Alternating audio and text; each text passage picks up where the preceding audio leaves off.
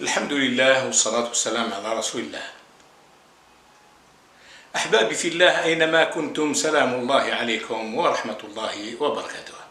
أهلا بكم في هذا اللقاء. في ظرف 40 يوما فقط انكشف العالم أجمع عقيدة القتل والإرهاب والإبادة في الفكر الصهيوني. تعرت نواياه وانفضحت خباياه، وأصبح إجرامهم وشدة بغضهم وحقدهم للمسلمين واضح للعيان ومكشوف أمام مرأى العالم كله.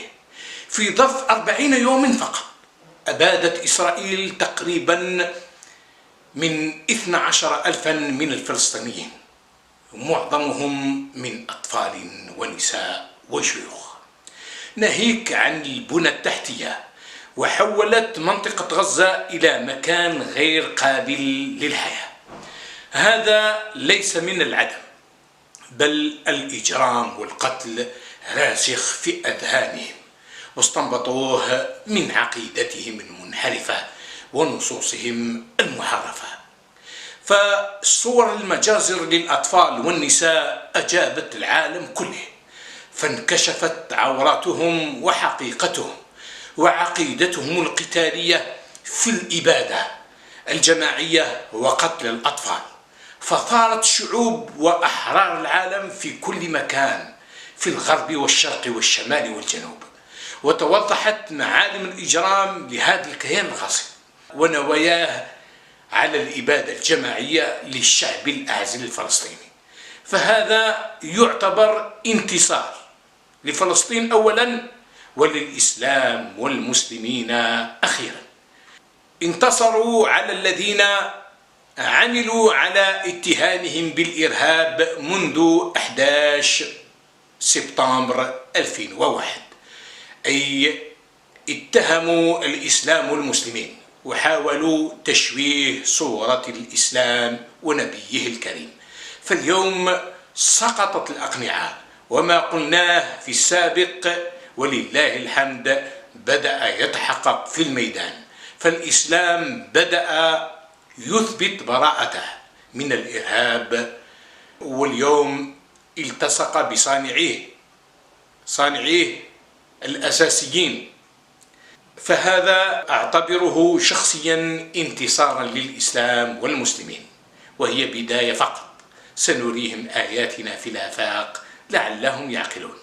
فالمسيرات والتمديدات التي نشاهدها هنا وهناك ما هي إلا تعبير عن سخط الشعوب من تصرفات هذا الكيان الغاصب وعنصريته وكراهيته للآخر.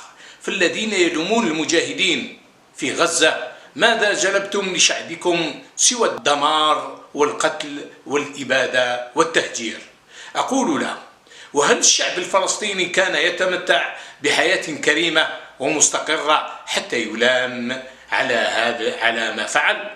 إنه تحت الحصار وفي سجن كبير، يموت كل يوم في صمت. فالشهادة أحسن من الحياة في سجن كبير وحصار، وكان هذا قدرهم من فوق السماوات والأرض، وهم شرف هذه الأمة كما كان الأولين السابقين أصحاب رسول الله صلى الله عليه وسلم. اصبروا آل ياسر فإن لكم الجنة، فأهل غزة لهم الجنة. فهل سينهض اليوم ضمير الأمة وينتفض ضد هذا المجرم الغاصب؟ هذا ما سنعرفه في الأيام المقبلة إن شاء الله تعالى. هناك رؤيا رآها ابن الدكتور محمد لمبيض منذ أكثر من 12 سنة، يحكيها عنه أباه. رأى حربا ستقع في غزة وسبحان الله الرؤيا تحقق منها الشطر الأول، أي الحرب، أي اندلعت الحرب. وهل ستتحقق باقي الرؤيا؟ فلنستمع إليه. لكن قبل الفيديو أود أن أحيي شيخنا الدكتور محمد لمبيض الذي هو كذلك مرابط بغزة، ونتمنى أن يكون بخير هو وعائلته، وأن يعود إلينا سريعا إن شاء الله تعالى. فلنستمع.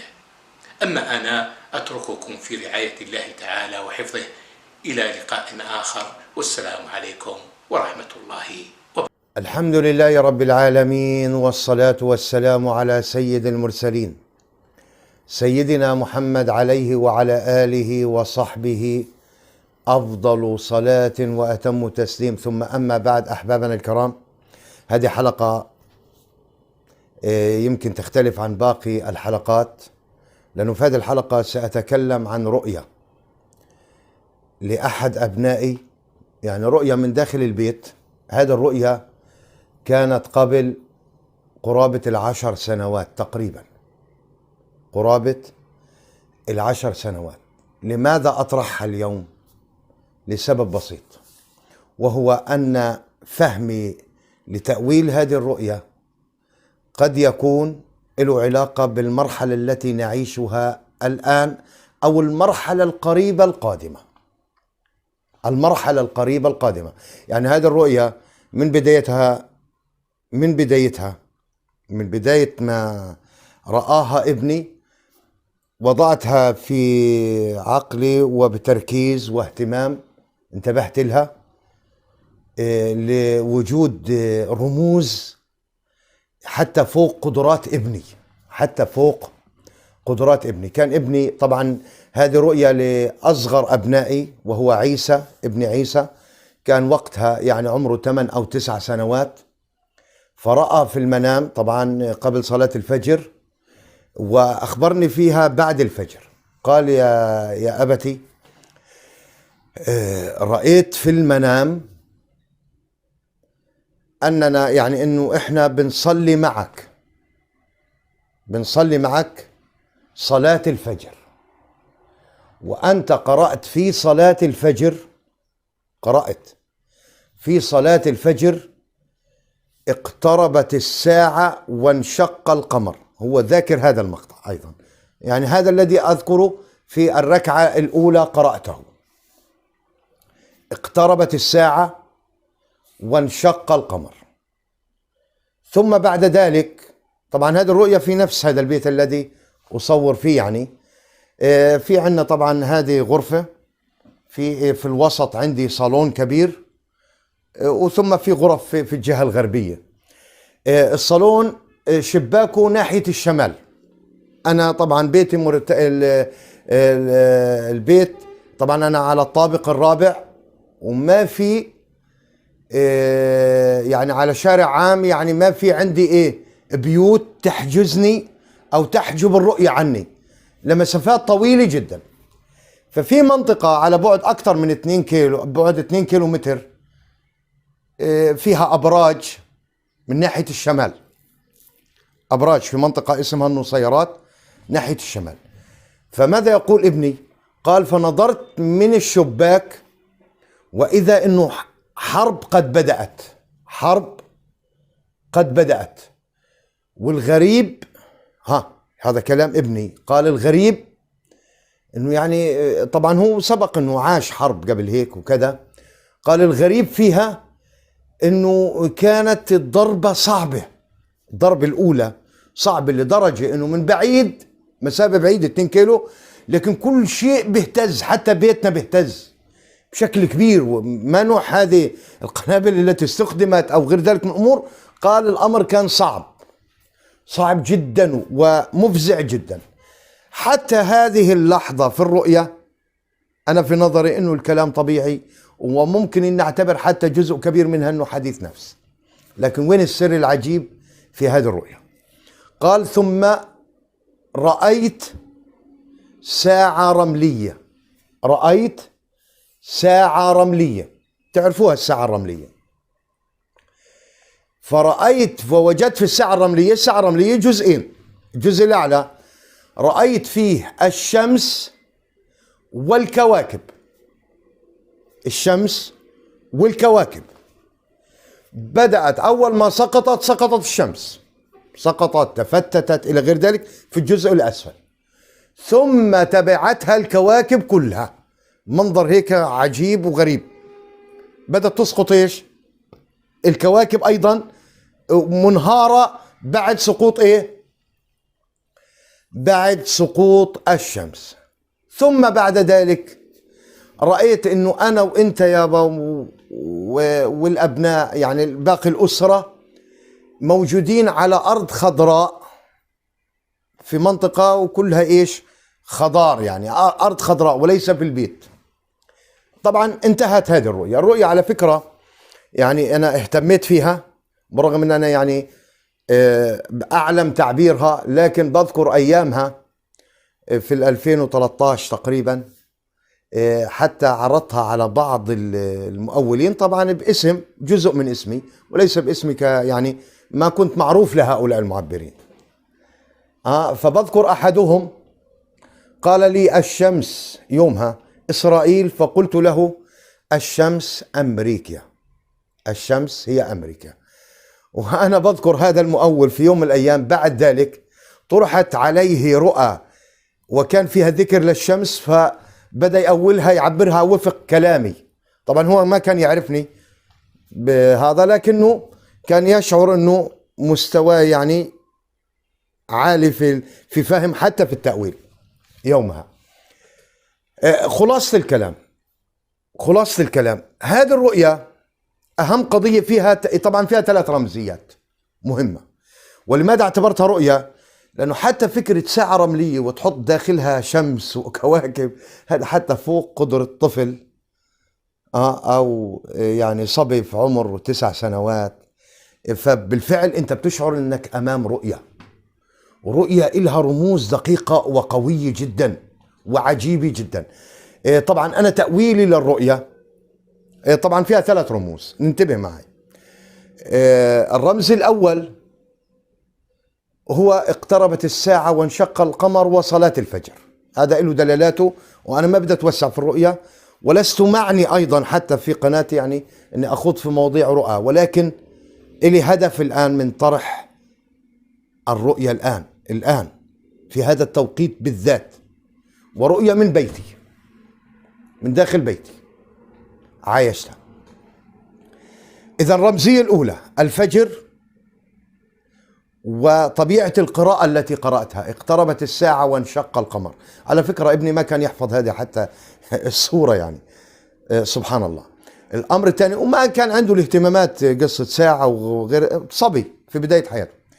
الأمر الثاني حرب، طبعا بعديها ابني عاش أو إحنا عشنا في حرب اسمها 2014 معروفة، وفي عنا قبل 2 سنين كانت حرب. لكن مواصفات ابني للحرب بحسب الرؤية، مواصفات ابني لهذه الحرب كانت إنها كانت مفزعة قوية فوق التصور. بدايتها كانت فوق التصور، لذلك يحتمل أنها يراد بها أيضا حرب قادمة. لكن في تلازم بين أمرين في الرؤية، في تلازم بين حصول هذه الحرب ثم بعدها إيه؟ انهيار النظام الدولي. أمريكا بالفعل عاملة مثل الشمس والكل بدور في فلكها، صندوق النقد الدولي، الأمم المتحدة، مجلس الأمن، حقوق إنسان، منظمات دولية، أكثرها موجود معروف. هي التي حقوبات غير ذلك، هي التي تقرر كثير من الأمور. ففي هذه الرؤية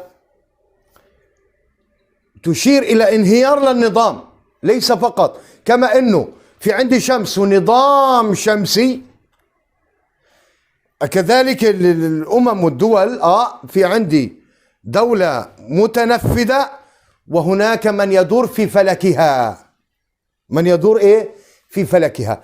فهذه الرؤية أنا عندي إشارة واضحة قوية جدا إلى أنه ما بعد الحرب، طبعا ما بعلمها بعدها أشهر بسنة بسنوات، لكن هذه قضية متلازمة، مع بعدها يترتب عليه انهيار النظام الدولي. هنا أنا قاعد بتذكر أنه أنا من 2019 يمكن بلاحظوا عندي في اليوتيوب بالذات سلسلة الميزان، وأنا بوضح قضية مهمة جدا، وهي أنه الأرض دخلت مرحلة جديدة، دخلت مرحلة جديدة. سبحان الله انتهى بنا الأمر إلى حرب الآن، حرب تحتمل، ما زالت أيضا الحرب هذه اللي في روسيا في أوكرانيا وكذا، ما زالت لا نعلمها إلى أين يؤول بها الأمر ونهايتها. احنا عايشين مراحل طبيعية محدودة ما زالت، لكن لا نعلم، لأنه يعني الحرب هذه احتمالية الاتساع والانفجار الأكبر ما زالت يعني في الحسبان. احتمالية، أنا لا أقول أكيدها، احتمالية، واحتمالية قوية جدا، احتمالية قوية جدا. فأحبابنا الكرام، خلاصة هذه الرؤية، أنا التخوف عندي إيه؟ إنه إذا كان في حرب قادمة، إذن ما زال يحتمل إنه يكون في عندنا حرب في بلدنا اللي هي غزة بالذات، حرب. لكن ما بعد الحرب قد يكون في نوع من إيه؟ انهيار النظام الدولي. سبحان الله، في قصة النهاية اللي براجع عندي السلسلة كنت بقول قضية مهمة جدا، أنه المهدي حتى ومرحلة المهدي التي لا نعلم متى، لابد أن يكون في انهيار لكل النظام الدولي، ونرجع لمنظومة الكنتونات والكيانات الصغيرة، الكيانات الصغيرة. أنا في نظري طبعا قناعتي أنه أكبر مسبب لانهيار النظام الدولي إيه؟ آية الدخان نفسها، آية الدخان المؤذنة بدخولنا في غمار العلامات العشر، معناه نحن دخلنا إلى المرحلة النهائية، مرحلة جديدة بسننها بطبيعتها بغير ذلك من الأمور. حتى على فكرة قضية صلح الروم والروم يأتوا بكم غاية، بكم راية، ب80 راية، 80 راية أنت ممكن تتصورها. يعني إنه لو تصورنا من منطقة رومانيا ومنطقة روما وإيطاليا ومنطقة أوروبا أو أي منطقة من هناك ما يسمى روم في تلك المنطقة، يظهر أنه في تلك المرحلة بتكون كيانات صغيرة، كل كيان له رايته. وهذا نفس الوضع اللي حيكون في الشرق الأوسط على فكرة. أنا بينت في قصة النهاية هذه الرؤية. لماذا وضعتها الآن في هذا التوقيت؟ لسبب بسيط، عندي شعور. أنت ما تحاسبني على شعوري الآن، شعور أن بداية تأويل هذه الرؤية بيننا وبينهم لا أعلم أيام، لا أعلم أيام، وإحنا ملاحظين أنه لها علاقة بحرب كمان، هذه الرؤية لها علاقة بحرب، لا أعلم أيام أم شهور، أيام أو شهور بداية التأويل وليس نهايته، بداية تأويل هذه الرؤية. في النهاية هذه الرؤية أضعها في القناة واتركوها للأيام. ما حدا الآن يقعد يناقشني كثير، لا، رؤية اتركوها للأيام. هل الأيام ستصدقها أو تكذبها؟ وفي النهاية نحن فقط الآن نستأنس بالرؤى، ويبقى الأمر بيد الله سبحانه وتعالى وعند الله سبحانه وتعالى. أكتفي بهذا القدر. سبحان ربك رب العزة عما يصفون، وسلام على المرسلين، والحمد لله رب العالمين.